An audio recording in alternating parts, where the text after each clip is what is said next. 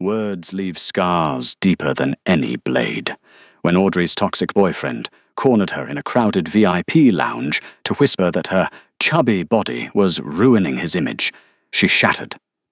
She didn't know the most feared predator in the city was listening in the shadows waiting to claim her. Toxic relationships do not start with shouting matches or shattered glass. They begin with subtle shifts, quiet comments, and the slow, methodical erosion of a woman's confidence.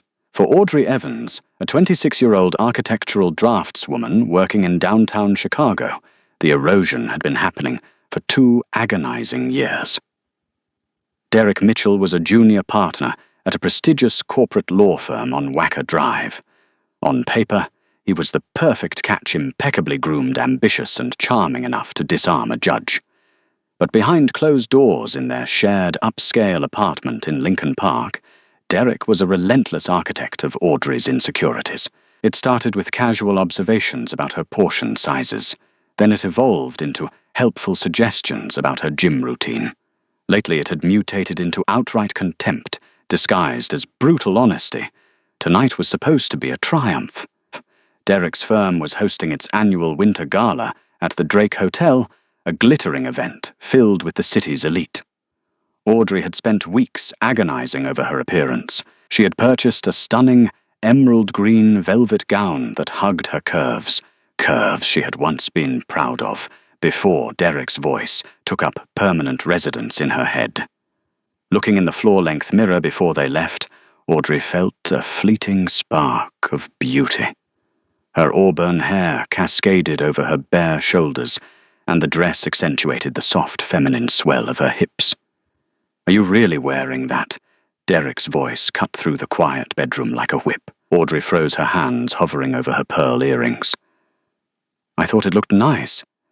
The saleswoman at Nordstrom said the color matched my eyes." Derek adjusted his silk tie, his eyes raking over her reflection with clinical disapproval. "It's unforgiving, Audrey. Velvet catches the light on every bump. You look a bit heavy in the midsection. I just want you to look your best tonight. Richard Harrington is going to be there, and I'm up for senior partner. I need you looking like a trophy, not a liability." The spark of confidence evaporated, replaced by a suffocating tightness in her chest. She wanted to scream. She wanted to take the dress off, crawl into bed, and cry until her lungs burned.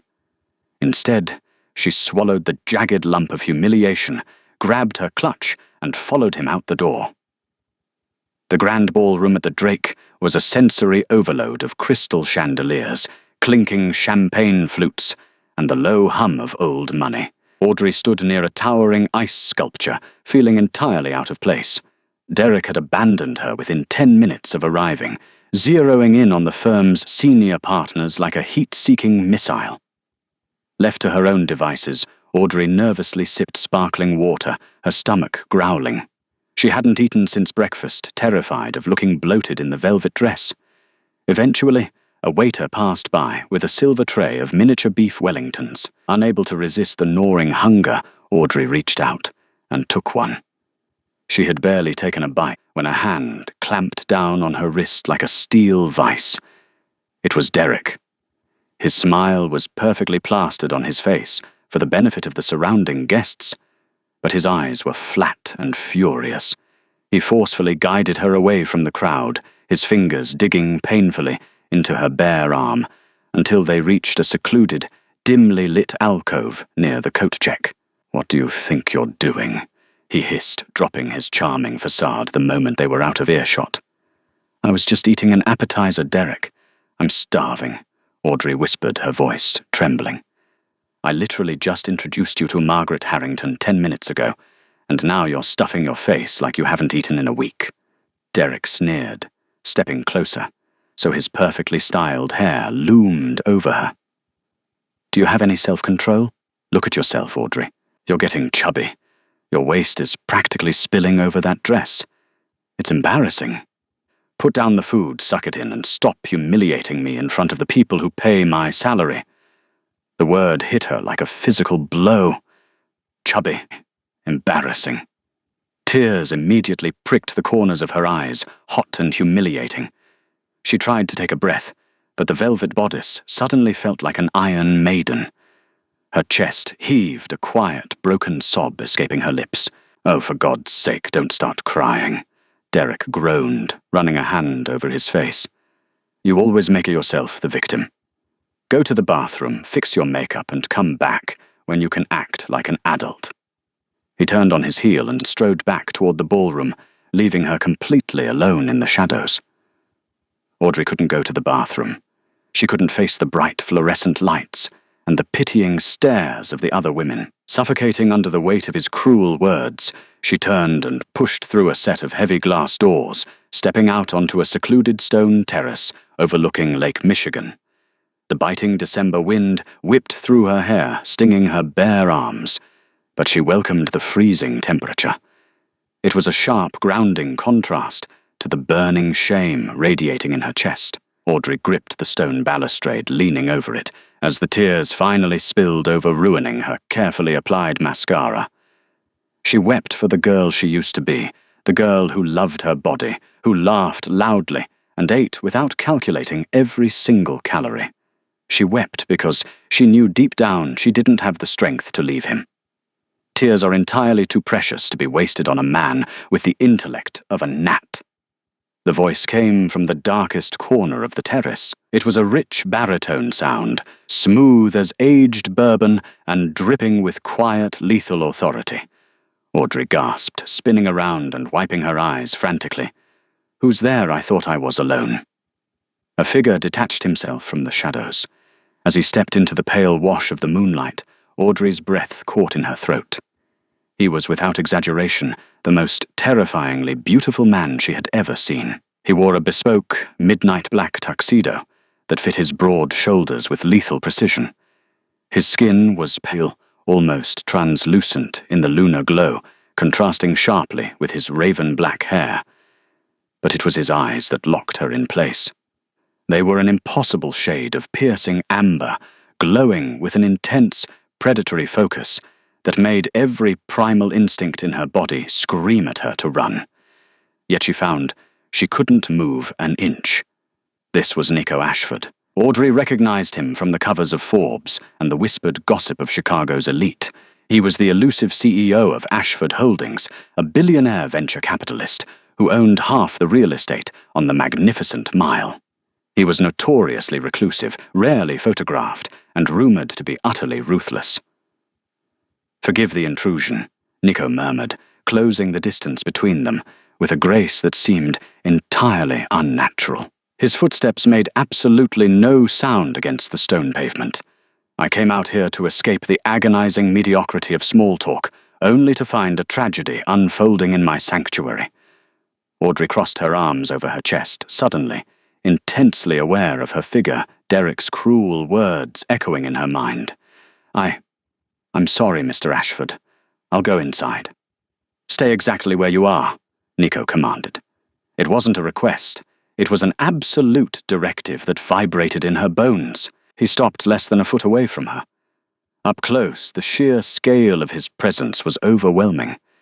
He smelled of cold rain, cedarwood, and something electric like the ozone in the air right before a lightning strike. "I heard what he said to you," Nico said softly. His amber eyes flicked down to her waist, then slowly back up to her tear-stained face. There was no judgment in his gaze, only a terrifying, simmering rage directed entirely at Derek. Audrey looked away, humiliated. "You shouldn't have heard that. It's my fault. I gained some weight this year, and he's just stressed about his promotion." Nico let out a low, predatory hiss that sounded less like a sigh and more like a warning growl from a large cat. He reached out his long fingers, gently catching her chin and tilting her face back up to meet his gaze. When his skin made contact with hers, Audrey gasped. He was freezing. His touch was like dry ice, shockingly cold, yet it sent a jolt of pure, burning electricity straight down her spine. The moment his fingers brushed her jawline, her pulse skyrocketed, hammering fiercely against her throat. Nico's eyes dilated, the pupils swallowing the amber, until his eyes were almost entirely black. He stared at the pulse point on her neck, with a hunger so naked and intense that Audrey felt a flush of heat wash over her entire body. Do not ever defend a man who attempts to diminish your light, to hide his own insecurities. Nico whispered, his thumb tracing the line of her jaw. His voice was hypnotic, drawing her in. You are not chubby, Audrey. You are luscious. You are vibrant. Every curve on your body is an absolute masterpiece, designed to be worshipped, not criticized by a pathetic little boy who lacks the capacity to comprehend true beauty. Audrey's heart stuttered. Nobody had ever spoken to her like this. Not ever. And how did he know her name? You're perfect, Nico murmured, stepping closer until his tall frame completely shielded her from the freezing wind. Your heartbeat is a symphony. Your scent. God, your scent is intoxicating. You smell like vanilla fear and something incredibly sweet. Before Audrey could process the sheer, bizarre nature of his words, how could he hear her heartbeat? Why was he smelling her? The heavy glass doors of the terrace swung open with a loud bang. Audrey, what the hell are you doing out here? Derek's angry voice shattered the spell. He stomped out onto the terrace, his face red with irritation. I told you to go to the bathroom, not wander off into the freezing cold. Get inside now. Derek marched forward, reaching out to grab her arm again. He never made it. In a blur of motion so fast Audrey's eyes couldn't even track it, Nico moved. 1 second he was standing in front of her, and the next he had Derek pinned by the throat against the brick wall of the hotel. Derek's feet were dangling 2 inches off the ground. Audrey screamed, backing away in shock. Derek choked his hands, clawing uselessly at Nico's steel grip. His eyes were wide with sheer terror. Nico didn't even look strained. He held a fully grown man suspended in the air with a single hand, his face a mask of cold, terrifying, aristocratic fury. Mr. Mitchell. Nico said, his voice dropping to a demonic whisper that seemed to echo off the lake water. I have a profound distaste for men who put their hands on women in anger. And I have an even deeper distaste for mediocre lawyers who pollute my city with their arrogance. Please, Derek choked out his face, turning an alarming shade of purple. I am Nico Ashford, the billionaire stated coldly, and you are currently employed by Richard Harrington. Richard owes me 3 major favors and a great deal of money. As of tomorrow morning, you will be fired. You will be blacklisted from every major law firm in the state of Illinois. If I ever see you within 100 feet of Audrey again, I will not ruin your career. I will simply erase you from existence. Do we have an understanding? Derek nodded frantically, tears of pain and panic streaming down his face. Nico released him, letting Derek crash onto the stone floor in a pathetic heap. Run, Nico commanded softly. Derek scrambled to his feet, didn't even cast a backward glance at Audrey, and bolted back through the glass doors, disappearing into the crowded ballroom. Silence descended on the terrace once more, broken only by the crashing waves of Lake Michigan. Audrey was trembling violently, her mind struggling to process the impossible physics of what she had just witnessed. No normal human being could lift a 180-pound man by the neck with one arm. Nico turned back to her. The terrifying predator instantly vanished, replaced once more by the impeccably tailored, deeply concerned gentleman. He gracefully shrugged off his heavy cashmere overcoat and stepped forward, draping it over Audrey's shivering shoulders. The coat enveloped her, smelling intensely of that intoxicating cedarwood and ozone scent. I apologize if I frightened you, little bird, he said softly, his amber eyes softening as he looked down at her. But I have very little patience for vermin. Audrey clutched the lapels of his massive coat, looking up at his impossibly flawless, pale face. The moonlight caught the sharp edges of his teeth as he offered her a small, reassuring smile. They seemed slightly sharper than average. How did you do that? She whispered, her voice shaking. Who are you? Nico reached out gently, tucking a stray lock of auburn hair behind her ear. His icy fingers lingered on her neck, resting directly over her racing pulse. I am a man who recognizes a treasure when he sees one. Nico replied, his eyes darkening, as he felt the heavy thumping of her blood beneath his fingertips. My car is waiting downstairs. Let me take you away from this place, Audrey. Let me show you how a queen is truly meant to be treated. Audrey looked over his shoulder toward the glass doors leading back into the hotel. For a brief, terrifying second, she caught the reflection of the terrace in the glass. She saw the stone balustrade, the potted winter pines, her own shivering form wrapped in a massive coat. But Nico Ashford cast no reflection at all. Audrey blinked her breath, turning to white mist in the freezing Chicago's air. She stared at the thick-tempered glass of the hotel doors, her mind struggling to process the visual impossibility before her. She could see the reflection of the potted winter pines. She could see her own pale, tear-streaked face, and the massive cashmere coat draped over her shoulders. But the space beside her where Nico Ashford stood in all his towering, imposing glory was completely empty. A rational woman would have screamed. A rational woman would have dropped the coat, bolted through those doors, and hailed the first yellow cab on Lakeshore Drive. But as Audrey looked up into Nico's glowing, predatory amber eyes, she felt no fear. For the first time in 2 years, she felt entirely, unequivocally safe. You have no reflection. She whispered the words, barely audible, over the crashing waves of Lake Michigan. Nico's expression softened, a mixture of centuries-old sorrow and quiet amusement playing on his flawless lips.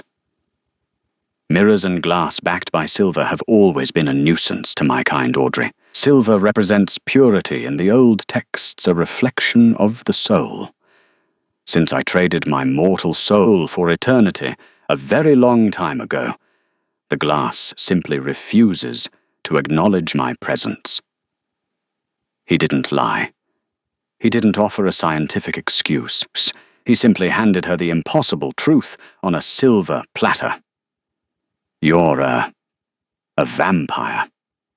She breathed the word, feeling ridiculous on her tongue, yet entirely undeniable. I am the king of the Midwest Territories, to be exact, Nico corrected, gently extending his pale, freezing hand toward her. And you are freezing. My Maybach is idling on East Walton Place. Come with me. I promise you, on what remains of my honor, that no harm will ever come to you while you are by my side. Audrey looked at his outstretched hand. She thought of Derek, of the tiny, suffocating apartment in Lincoln Park, where she would be subjected to hours of gaslighting and emotional abuse. Then she looked at the apex predator standing before her, a creature of nightmares, who looked at her as if she were a goddess, descended from Olympus. She placed her trembling hand in his. The heat of his luxurious black Maybach was a welcome shock to her system. Nico's silent driver, a towering man named Alistair, navigated the icy Chicago streets with effortless precision. They pulled into the private subterranean garage of the Tribune Tower residences, a fortress of Gothic architecture and modern billionaires. When the private elevator doors opened into Nico's penthouse, Audrey gasped. The entire city of Chicago was laid out beneath them, through wraparound floor-to-ceiling windows. The apartment was a breathtaking blend of sleek modernity and ancient wealth velvet sofas, priceless Renaissance tapestries, and walls lined with first-edition books. Make yourself comfortable, Nico murmured, taking his coat from her shoulders. I took the liberty of having my private chef prepare something. You mentioned you were starving. Within minutes, the sprawling marble dining table was covered in a feast that would have given Derek a synchronized panic attack. There was a steaming bowl of handmade lobster ravioli in a rich brown butter sage sauce, thick slices of warm, crusty artisan bread, a massive wheel of baked brie drizzled with truffle honey, and a decadent dark chocolate souffle. Audrey stared at the food, her stomach twisting with a toxic mixture of intense hunger and deeply ingrained guilt. I shouldn't, she whispered, backing away slightly. Derek was right. My dress is tight. I shouldn't eat carbs this late. In a flash, Nico was standing directly in front of her. He didn't touch her, but his sheer presence commanded the room. His amber eyes burned with a fierce protective fire. Derek is a parasite who fed on your insecurities to inflate his own pathetic ego. Nico said, his voice a low, commanding rumble. Look at me, Audrey. She raised her eyes to meet his. You are a woman, not a porcelain doll. He told her, his gaze, dropping to her waist, taking in the soft curves of her hips in the velvet gown. You were meant to take up space. You were meant to indulge in the pleasures of this world. Every curve, every soft edge of your body is a testament to life. To me, a creature who has lived in the cold and the dark for 400 years, you are the most exquisitely beautiful, vibrant thing I have ever seen. Now sit down, eat, and let me worship you exactly as you are. Tears pricked Audrey's eyes, but this time they were not tears of humiliation. They were tears of overwhelming relief. She sat at the marble table. She picked up a fork.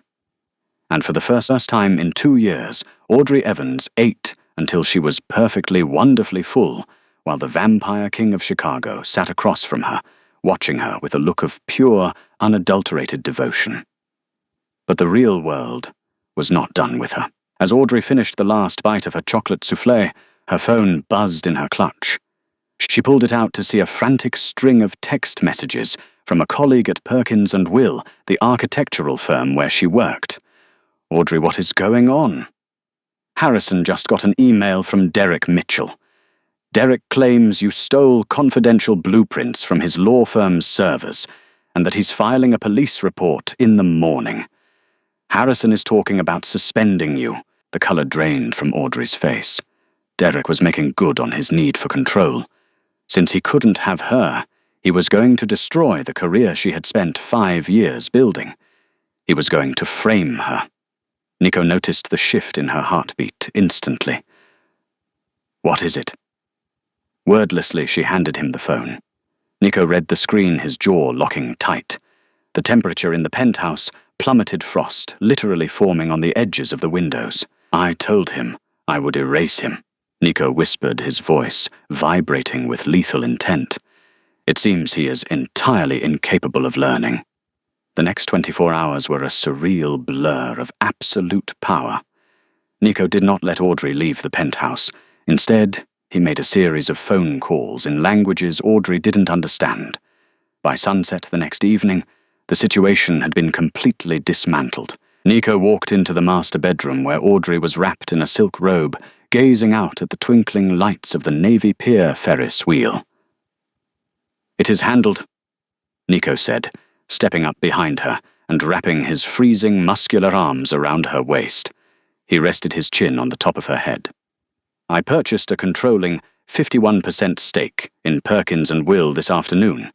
Your boss Harrison has been informed that you are untouchable, and you have been promoted to senior draftswoman. Audrey spun around, her mouth dropping open.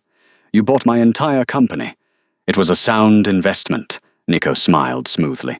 As for Mr. Mitchell, my forensic accountant spent the morning looking into his personal finances. It turns out Derek has been quietly embezzling funds from his firm's escrow accounts to fund his lavish lifestyle. The FBI raided his apartment in Lincoln Park 3 hours ago. He is currently sitting in a federal holding cell. He will never practice law again, and he will certainly never bother you. Audrey was stunned. The suffocating nightmare she had been trapped in for 2 years had been entirely eradicated in a single afternoon by the man standing in front of her. Why? She asked, reaching up to touch his cold, marble-like cheek. Why are you doing all this for me? You barely know me. Nico leaned into her touch, his eyes closing for a fraction of a second. When he opened them, the amber was swallowed completely by the pitch-black dilation of his pupils. Because from the moment I heard your heart beating on that terrace, I knew you were mine.